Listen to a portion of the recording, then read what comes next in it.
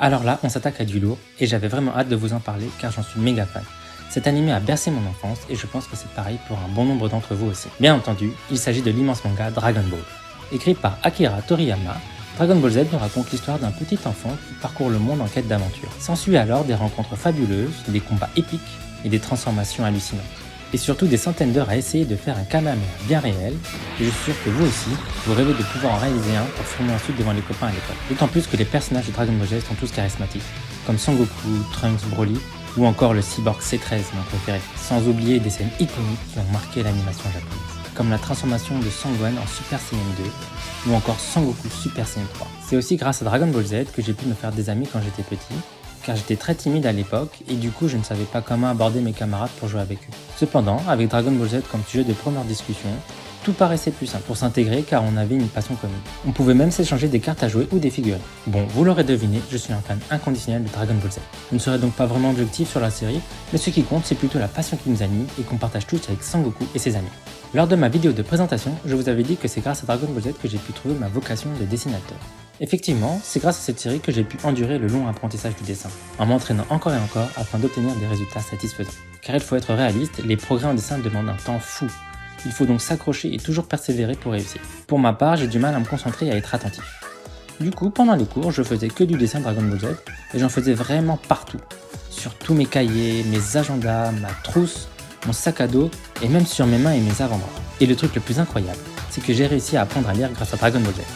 Bon, pour être plus exact, j'ai eu du mal à apprendre à lire quand j'étais petit et je pense même que j'étais en retard par rapport aux autres élèves. Les livres qu'on utilisait pour apprendre à lire ne m'intéressaient pas trop et du coup j'avais un blocage pour la lecture. J'en avais même peur à la longue. Mais un beau jour, je suis tombé sur un tome de Dragon Ball Z, celui du combat entre Son Goku et Vegeta avant qu'ils partent sur Namek, et à ce moment-là, je voulais trop savoir ce qui était écrit pour comprendre vraiment l'histoire.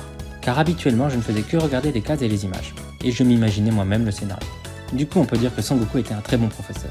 Et on peut vraiment remercier le dessin d'Akira Toriyama, qui permet de suivre l'histoire sans aucune lecture, tellement le découpage est parlant et bien construit.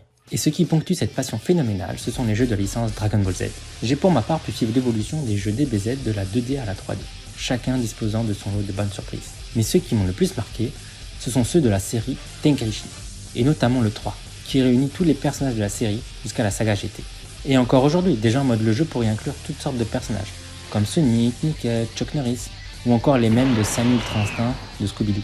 Donc toi aussi, n'hésite pas à t'abonner pour rejoindre toute cette équipe de choc. À titre personnel, je pense que ce sont les meilleurs jeux 3D Dragon Ball Z. Pour comparaison, ils sont en termes techniques comme l'aboutissement des Ninja Storm pour Naruto.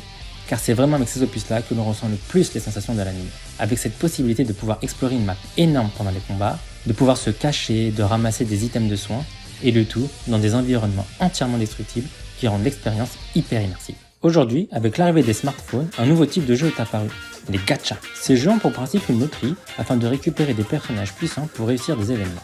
Et Dragon Ball Z n'y échappe pas. Actuellement, il existe deux jeux plutôt chouettes qui sont Dokkan Battle et Dragon Ball Legends, disponibles sur iOS et Android.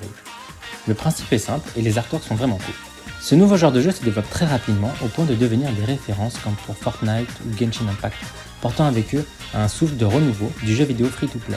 Mais il cache en réalité un secret bien établi, et tout ça on le verra dans une prochaine vidéo. Salam animé à toi. J'espère que la vidéo t'aura plu, partage-moi en commentaire quel est ton personnage et jeu Dragon Ball Z préféré, n'hésite pas à t'abonner, liker et à me suivre sur les réseaux sociaux. Sur ce je te dis à bientôt pour de nouvelles animations.